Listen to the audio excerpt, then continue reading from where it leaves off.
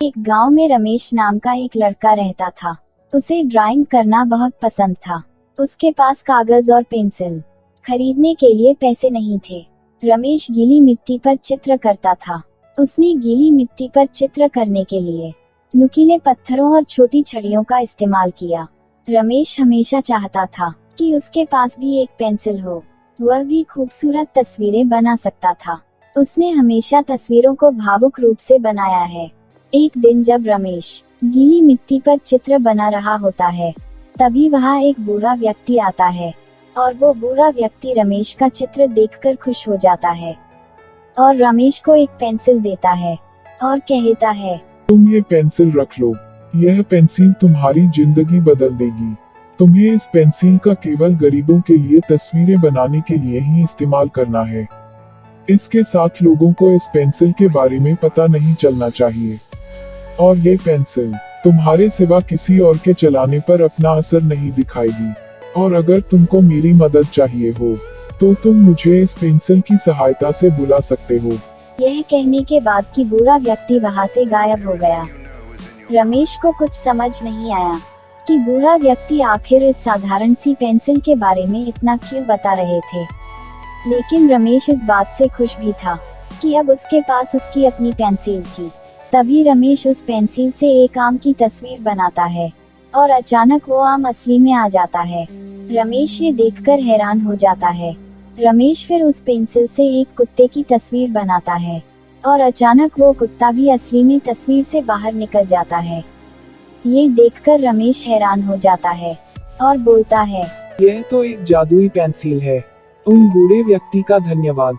मैं हमेशा उनके शब्दों को याद रखूंगा और गरीबों के लिए ही चित्र बनाऊंगा और कभी इस पेंसिल का गलत इस्तेमाल नहीं करूंगा।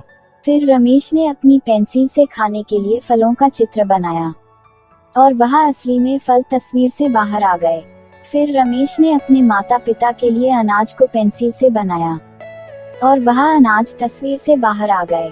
फिर उसने जादुई पेंसिल से कपड़े बनाए और वहाँ कपड़े तस्वीर से बाहर आ गए। फिर रमेश ने उन चीजों का चित्र बनाया जिनकी गरीब लोगों को जरूरत थी, जैसे अनाज और कपड़े, और उसने उन्हें गरीबों को दे दिया। गांव वाले रमेश की वजह से बहुत खुश हो गए क्योंकि वो गरीबों की मदद करता था। गांव के राजा को रमेश की जादुई पेंसिल के बारे में पता चल गया था। राजा ने रमेश को बुलाने का आदेश दिया और रमेश महल में आ गया। राजा ने रमेश को आदेश दिया, मेरे महल के शाही बगीचे के लिए एक सोने का पेड़ बनाओ और मुझे अपनी ये जादुई पेंसिल दे दो। तभी रमेश राजा से कहता है, महान राजा जी, मैं आपसे माफी चाहता हूँ। मैं आपके लिए सोने का पेड़ नहीं बना सकता और ना ही आपको ये जादुई पेंसिल दे सकता हूँ। आप बहुत अमीर हैं। मैं केवल गरीब लोगों के लिए इस पेंसिल से तस्वीरें बनाता हूँ और गरीब लोगों की मदद करता हूँ। रमेश की ये बातें सुनकर राजा को गुस्सा आ गया। राजा को रमेश ने पेंसिल देने से मना कर दिया था। तभी राजा ने आदेश दिया कि रमेश से जादुई पेंसिल उससे छीन ली जाए और राजा ने वो पेंसिल ले ली। फिर राजा ने एक सोने का पेड़ बनाना शुरू कर दिया और सोने का पेड़ बना दिया। लेकिन सोने का पेड़ असली में तस्वीर से बाहर नहीं आया। ये देखकर राजा हैरान और गुस्सा हो गया। राजा गुस्से में था और उसने रमेश से कहा, रमेश, मेरी बात सुनो। तुम या तो मेरे लिए चित्र बनाओ या फिर मैं तुम्हें जिंदगी भर के लिए कैद कर दूंगा। रमेश ने सोचा कि अगर उसने राजा की बात न मानी तो राजा उसे सलाखों के पीछे डाल देगा और वह गरीबों की मदद नहीं कर पाएगा। तभी रमेश को याद आया कि बूढ़े व्यक्ति ने कहा था कि जब भी उनकी जरूरत हो उन्हें पेंसिल से बुला सकते हैं। रमेश ने जादुई पेंसिल उठाई और बूढ़े व्यक्ति की तस्वीर बना दी। बूढ़ा आदमी तस्वीर से बाहर आ गया और बूढ़े आदमी ने राजा को समझाने की कोशिश की।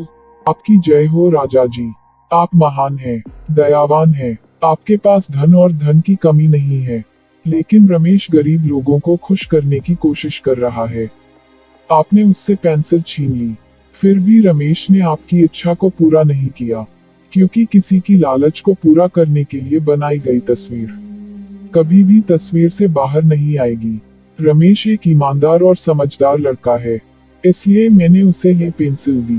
ये सब सुनकर राजा को अपनी गलती का एहसास हुआ और राजा ने बूढ़े आदमी और रमेश से माफी मांगी। इस वीडियो को लाइक करें और हमारे चैनल अनजान कहानी को सब्सक्राइब करें और अपने दोस्तों के साथ शेयर करें और ऐसी वीडियोस देखते रहने के लिए बेल आइकॉन को दबाएं।